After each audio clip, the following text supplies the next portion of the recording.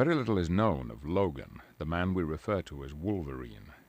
Department H and the Weapon X facility did their best to eliminate Wolverine's past and all other vestiges of his humanity in an attempt to make him a more efficient killer. On the exterior, he is a living weapon, imbued with a healing factor that compensates for nearly any injury, and a skeleton and claws that are all but indestructible.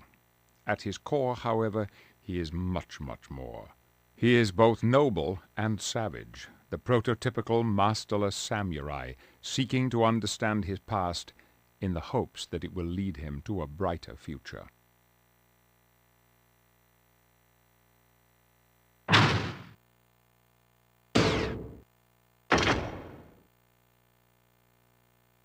Sabretooth was once in the very same covert operations unit that created Wolverine. Unlike Wolverine, Sabretooth has given up any pretense of humanity and exists only for the kill. Sabretooth, with the strength, speed, savagery, and healing factor to rival Wolverine's, to this day remains one of Logan's most implacable foes.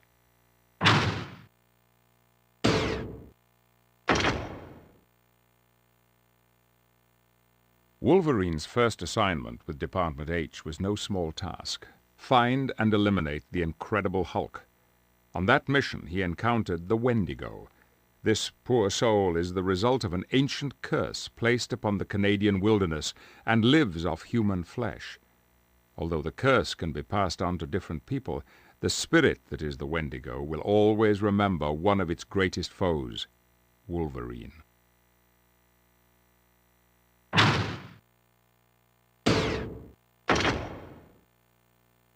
Charged with the creation of a mutant-powered covert operations unit, the professor assembled some of Canada's greatest mutants for the task, whether they wanted to join or not. With cold calculation, augmentations were mandated for some of the group's members. First among these orders was the grafting of adamantium to the bones of the mutant codenamed Weapon X. Today, Weapon X goes by another name, Wolverine.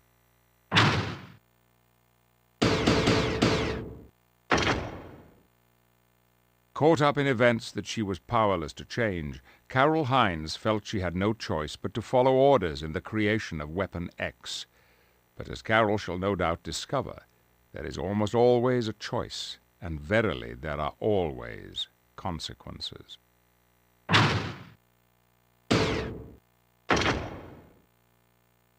"30 years ago, Dr. Cornelius and others destroyed a man named Logan and replaced him with the killing machine known as Wolverine. He has regretted his actions ever since, but more importantly, he fears what will happen when all of his demons come home to roost.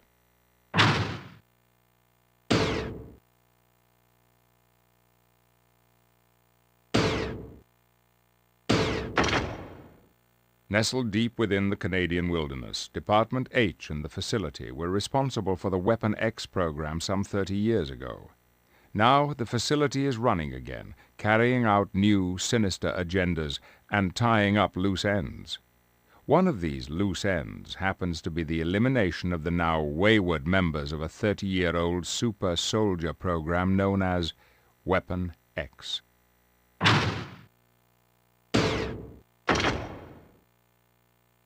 As the world inched irrevocably closer to the precipice of genetic war, Pyotr Rasputin stood his ground. The powerhouse of the Xmen, he used his mutant powers to protect those who had come to hate and fear his kind. But the cold organic steel into which the Russian-born Colossus could transform masked an artistic heart, a heart of such courage and strength that he sacrificed his life to cure the lethal legacy virus.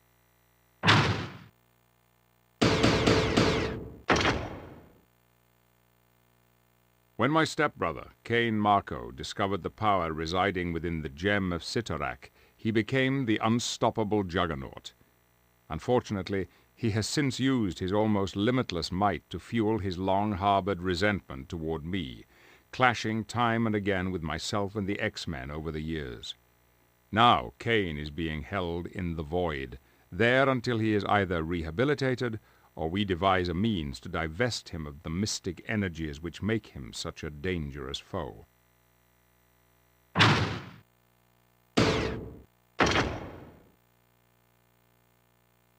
Originally created as the Soviet answer to Captain America, Arkady Rossovich was eventually placed into cryosleep due to his psychotic and uncontrollable nature.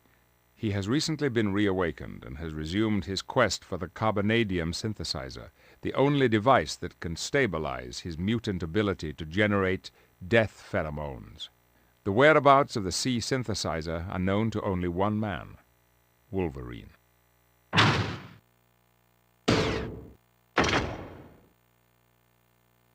The enmity between Magneto and Logan reached a peak when Magneto used his ability to manipulate magnetic fields to forcibly remove Wolverine's adamantium skeleton from his body. Testimony to Wolverine's resilience, he survived the encounter. I personally fear for the next time these two meet, for in such an encounter no quarter will be asked and none given.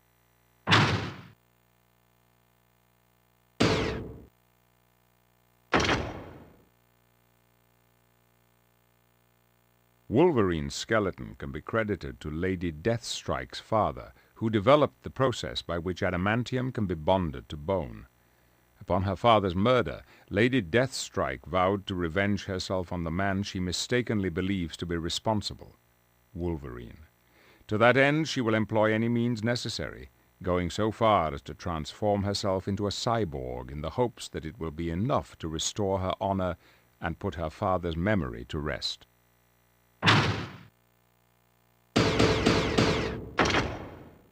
Like the Vault, the Void functions as a maximum security prison for superpowered mutant criminals. Every cell is tailor-made to house its criminal guest. Only the most dangerous and incorrigible individuals end up here, and should they be set free, they would doubtless rain destruction on a very unsuspecting world.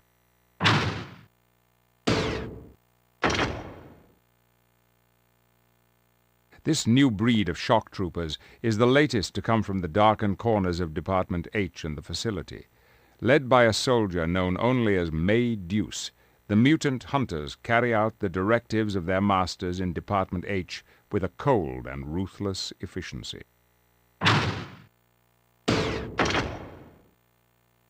Not actually a mutant at all, Dr. Nathaniel Essex is the product of his own twisted genius and Apocalypse's dark ministrations. Now Mr. Sinister spends his immortality manipulating the mutant genome from the shadows in an attempt to create the perfect mutant. If he succeeds, he will have the perfect weapon to use against his lord and master, Apocalypse.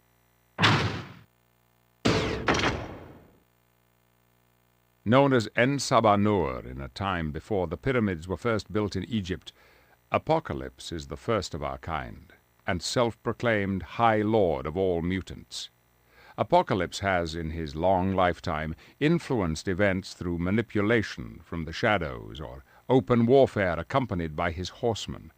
He has managed to survive through the eons by strict adherence to his Darwinian tenet of only the strongest shall survive.